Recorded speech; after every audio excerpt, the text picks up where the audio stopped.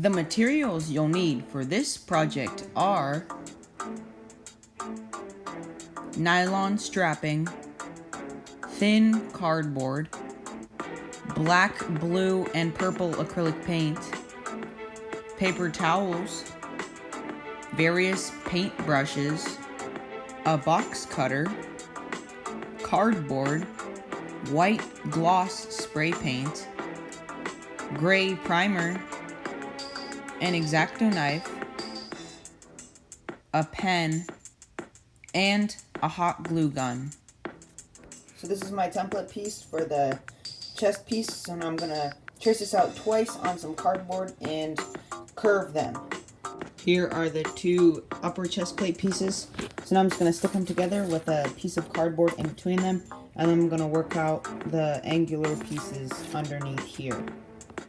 So here I am working on the angled bevel piece underneath the chest plate. This was very straightforward. Now I'm just going to continue a similar effect to this around the whole bottom edge. To do the main big angled piece, I took a piece of cardboard and I traced out the curvature of the chest plate piece onto that piece of cardboard, and then I glued it on. And then I also did the rest of the angles all the way up to halfway up the side of the chest plate. In the middle of the chest plate, the angle was a little bit less than 45 degrees, and on the outside, it got to be more than 45 degrees. So here is the upper chest piece done. So now I just need to work on the lower part and then the straps at the top.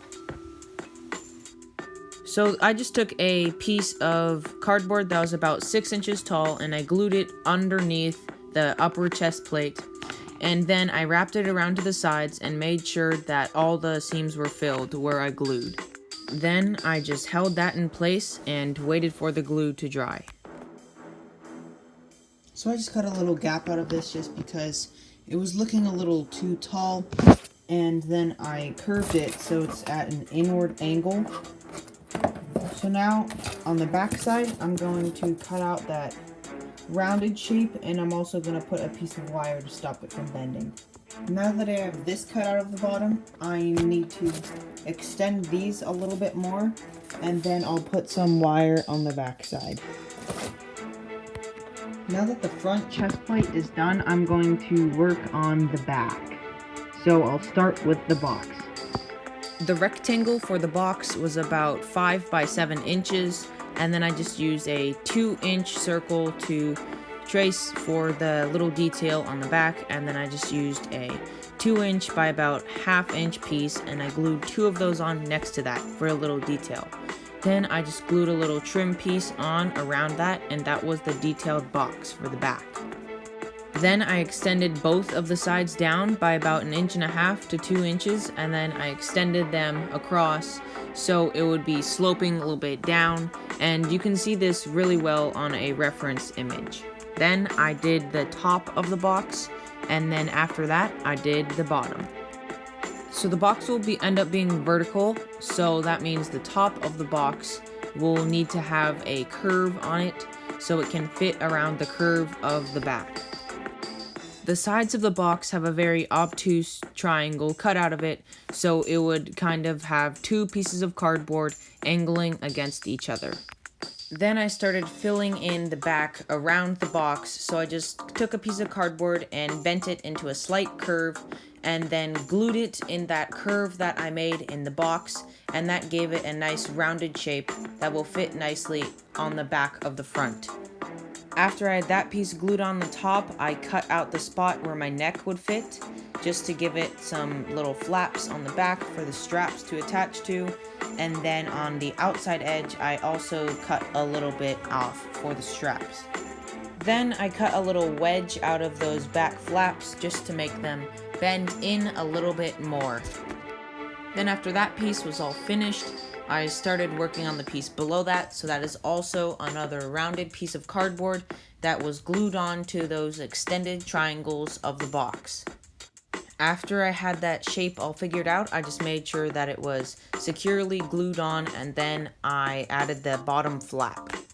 Here is a better angle of that bottom flap, so I just held up the piece to the contour, and then I just guessed the curve, and then if it was right, then I would just glue it on and trim the top to make sure it was flush with the box.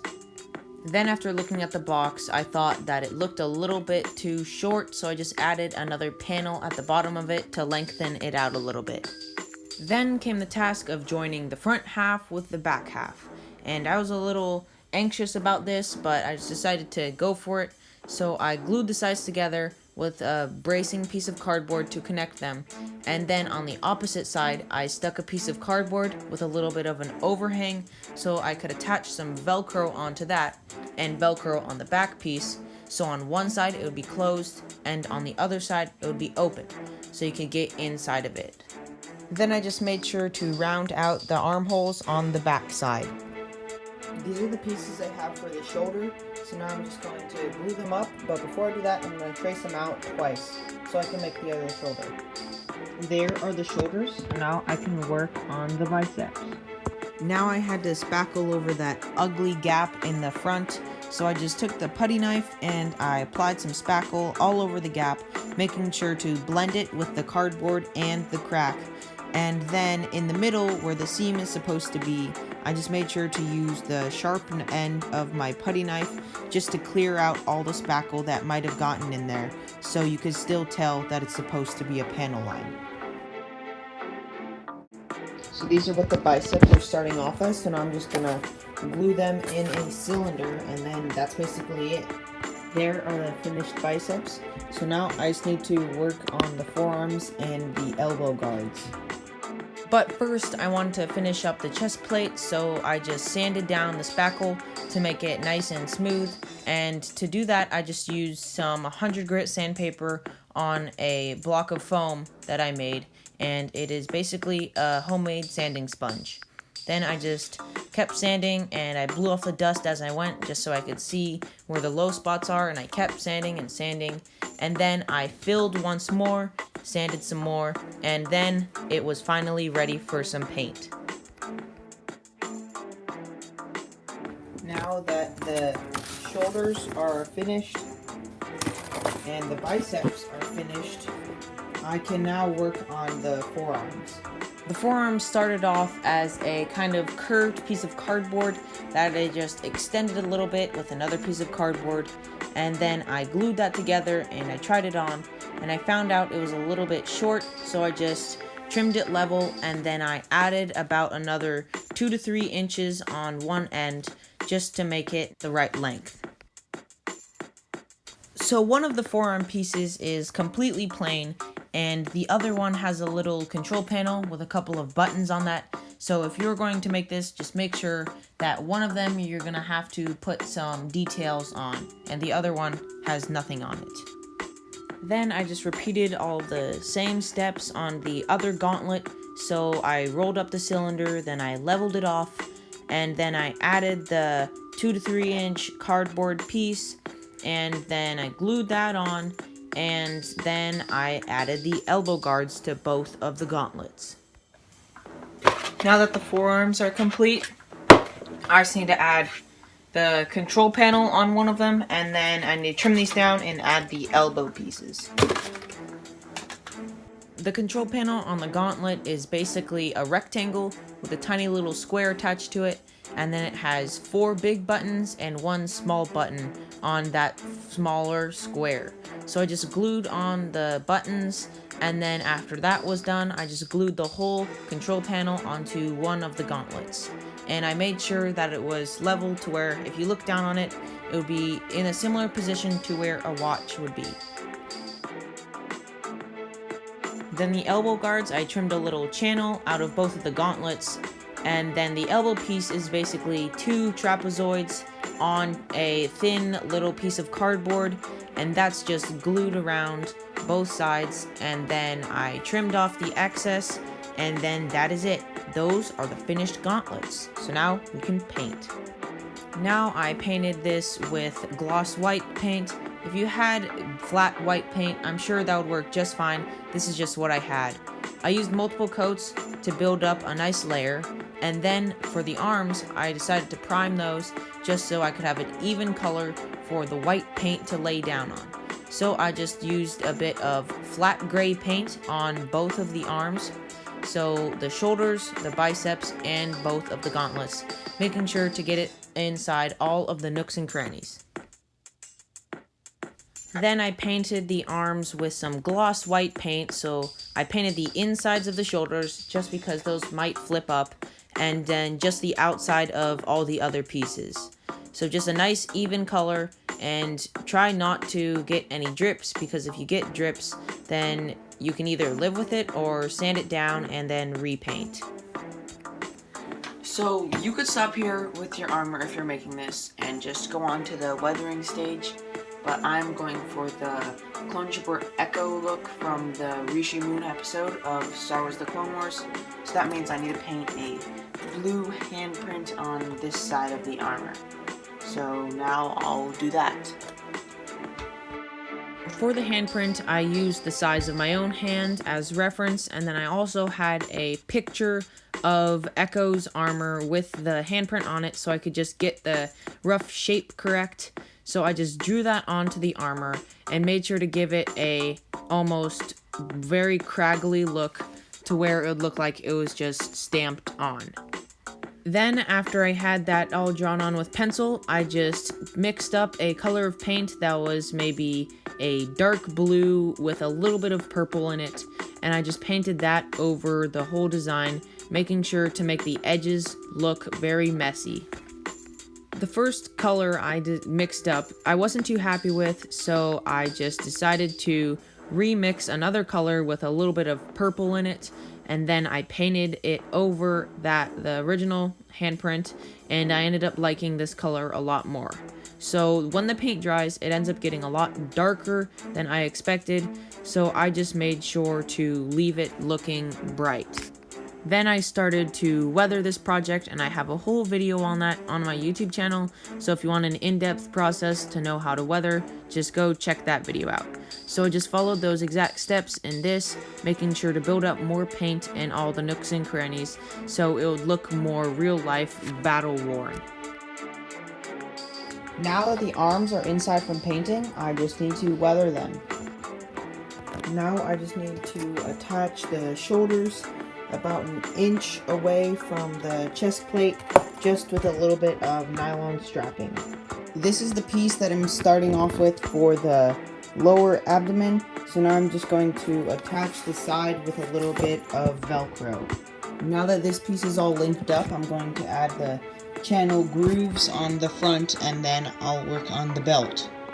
So for the belt, I have these two long pieces, and I'm going to join them at the middle with just a little piece of cardboard, and then I'm going to bend them and then form it around the lower abdomen piece, and then I'll glue it on top of that and then fit the pelvis piece below that.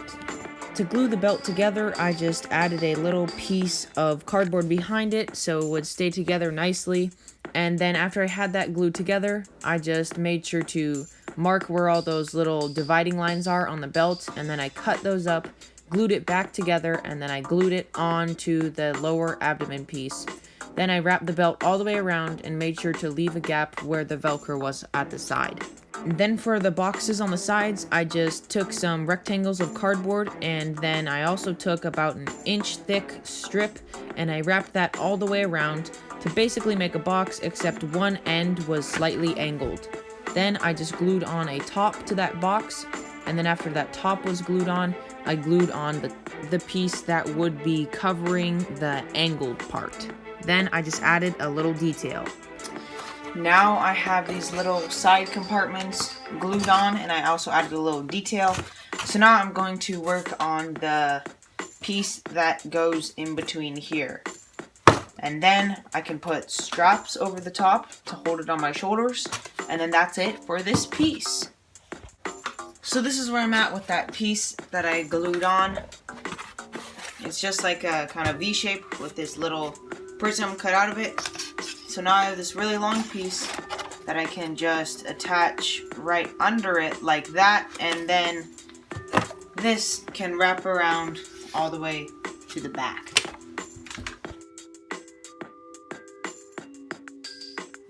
So now this piece is finished, So now I need to work on the legs. So now I'm going to do the thighs. This is the piece that I have for the thigh, so now I'm just gonna glue it up. Now that I have the thigh glued together, I just need to cut the triangular shape out of the front, and then after that I can glue that together. Then I just applied a couple of coats of gloss white to the lower abdomen and pelvis piece, and also to the thighs. So I just made sure to go slowly and use up just the perfect amount of paint to where there wouldn't be any drips, but it would still have a good amount of coverage on the piece. Now that this hip piece is done and the thighs are done, I'm just going to weather those. But before I do that, I'm going to quickly whip up those shins. So these are the shins so far. They're just rolls of cardboard with little curves cut out of them for my feet to go. So now at the back, I'm going to cut a channel out to give it more of a slanted look. So now that the channel is cut out of both of these pieces, I'm just going to lay a piece of cardboard back there and attach it with some Velcro. But before I attach the Velcro, I'm going to paint these pieces gloss white. Now that the thighs and shins are in from painting, I'm going to weather the legs and the abdomen. Now that everything is done being weathered, that is it. That is the finished costume. This costume was a really fun process to make, and I'm really proud of myself for making this in just over a week's time, because the whole point of me making this costume was A, for Halloween, and B, so I could use it at Silicon Valley Comic Con. I attended Comic Con on August 17th on Saturday, and if you have the chance to go to a Comic Con, I highly recommend that you do, because it is really fun. This has been RJR Productions, signing off. Till next time.